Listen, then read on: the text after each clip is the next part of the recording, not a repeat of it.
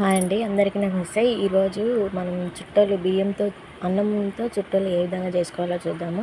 First నేను పడిన్నర అంటే 1 KG ఎక్కువ పడిన్నర బియ్యం పోసి బాగా నీట్గా కడిగి అందులో ఏం లేకుండా నీట్గా కడిగి ఈ విధంగా కడుక్కోవాలండి. కడిగి నీళ్ళన్నీ కింద పోసి మళ్ళీ మంచి నీళ్ళతో పక్కకు పెట్టుకోవాలి. తర్వాత ఈ మరుసటి రోజు ఇది నానిన తర్వాత ఇవి ఈ విధంగా ఉన్నాయి. నేను ఒక పెద్ద గిన్నె తీసుకొని ఆ గిన్నెలో అన్నం ఉడకబెడదామనేసి పెద్ద గిన్నె పెట్టుకున్నాను.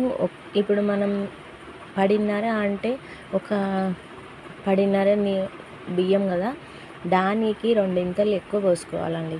ఇప్పుడు మనం ఒక బిందె తీసుకున్నామంటే బిందె సగం, అంటే ఒక బిందెకు బిందె సగం అట్లా నేనైతే నీళ్ళు బాగా అన్నం మెత్తగా మనం పరమాన్నం అయితే ఎంత అదిగా ఉడుకుతుందో ఆ విధంగా చేసుకున్నాను. నీళ్ళు బాగా ఉడికిన తర్వాత మనం ఎసుట్లో అన్నం నీళ్ళు అనేది మొత్తం నీళ్ళు గంజి బాగా నీళ్ళు ఉడికినప్పుడు వేయాలి. మనం కట్టెల పొయ్యి మీద అయితే తొందరగా బాగా ఉడుకుతుంది, గ్యాస్ మీద అయితే ఇంత పెద్దది పడిన్నర అంటే పెట్టలేరు. అందుకోసం అని చెప్తున్నాను. చాలా బాగా ఉంటాయండి, ఎందుకంటే బియ్యంతో చేసినవి అయితే బియ్యం పిండితో మనకు మాడిపోయినట్టు ఉంటుంది.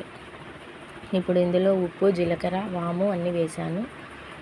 వేసిన తర్వాత బాగా మరిగిన తర్వాత మనకు అన్నం అనేది ఉడుకుతుంది. ఎసుట్లో ఎందుకు వేయాలంటే ముందే ఉడకబెడితే అన్నం అనేది బాగా కాదు, మెత్తగా ఉడకదు. ఇట్లా ఎసుట్లు వేసినట్టు చేస్తేనే మనకు అన్నం బాగా మెత్తగా ఉడికి మనకు రేపు చుట్టలు కాల్చుకున్నప్పుడు కూడా బాగా పొంగుతాయి, మాడినట్టు ఉండవు, తెల్లగా వస్తాయి.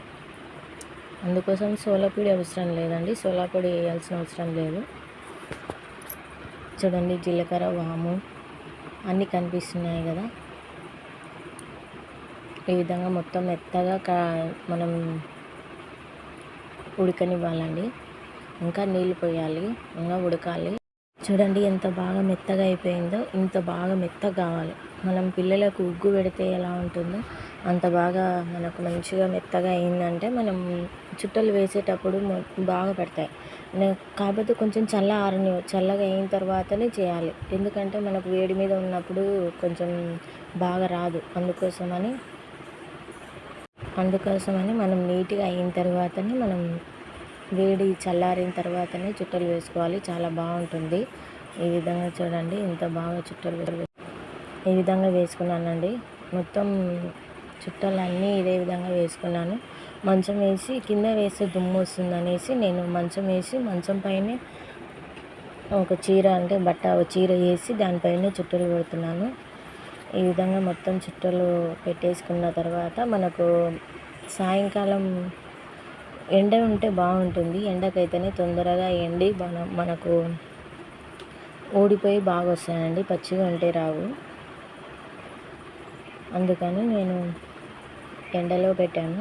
చుట్టలు చాలా బాగుంటాయి, టేస్ట్ కూడా ఉంటుంది. జీలకర్ర, వాము, ఉప్పు వేసాం కాబట్టి చాలా టేస్ట్ ఉంటుంది. మనం ఇవన్నీ నీట్గా లైన్ వైజ్గా వేసుకొని మనం మంచిగా చుట్టలు రౌండ్గా చుట్టలు వేసుకుంటే చాలా బాగా వస్తాయి. ఈ విధంగా వేసుకున్నాను. నేనైతే పడిన్నర పెట్టాను. పడిన్నర అంటే 2 కేజీలు అనుకో, పడిన్నర అంటే 2 కేజీలు అనుకోండి.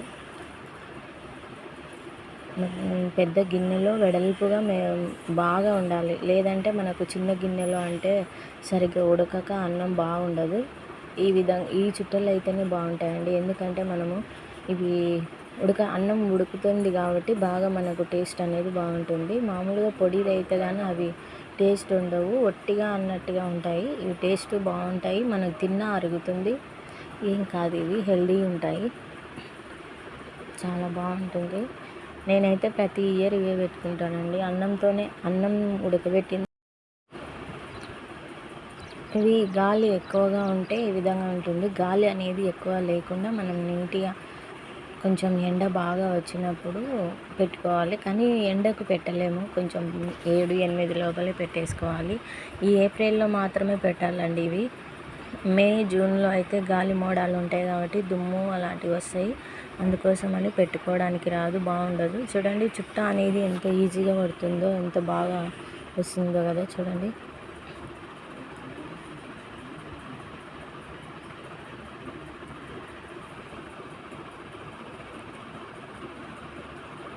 మన ఛానల్లో వంటవి కానీ మామూలుగా కిచెన్ గార్డెనింగ్స్ కానీ న్యాచురల్ ఫార్మింగ్ కానీ ఏవైనా వస్తాయండి. ఇలాంటి వీడియోస్ ఎవరికైనా నచ్చితే లైక్ చేసి సబ్స్క్రైబ్ చేసుకోండి.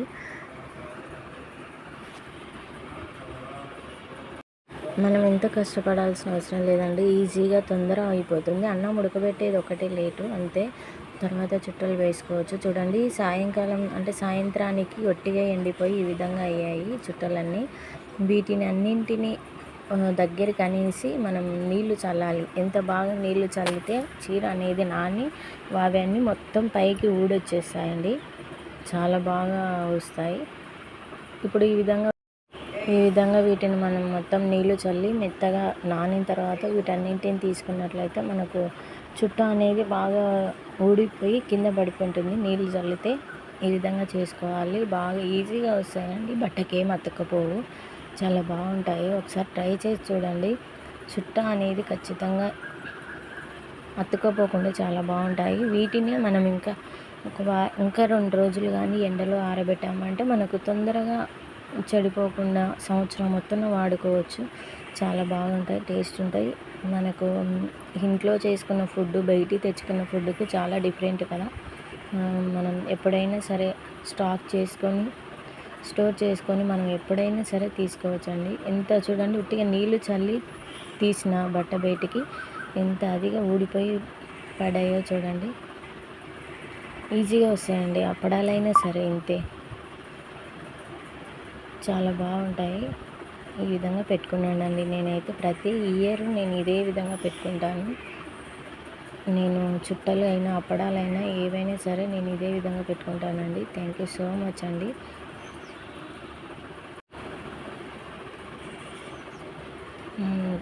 చుట్టలు చాలా అంటే కొంతమంది కొంచెం బాగా రౌండ్గా పెడతారు.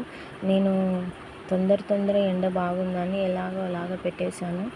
ఎలా ఉన్నా మనమే కదా తినేది, అందుకోసమని అంత రౌండ్ ఏం రాలేదు. ఈ విధంగా వచ్చాయండి చుట్టలు. మరుసటి రోజు ఈ విధంగా ఎండ కారబోసుకొని పెట్టుకున్నామంటే ఒక బాక్స్ పెట్టి అందులో కవర్లో పోసి పెట్టామంటే మనకు ఫ్రెష్గా మెత్తపడకుండా ఎప్పుడు స్టోర్ ఉండేలా మనకు బాగుంటాయి. చూడండి ఎంత బాగున్నాయో. థ్యాంక్ యూ సో మచ్ అండి. మన ఛానల్ నచ్చితే ఎవరైనా లైక్ చేసి సబ్స్క్రైబ్ చేసుకోండి. Thank you so much.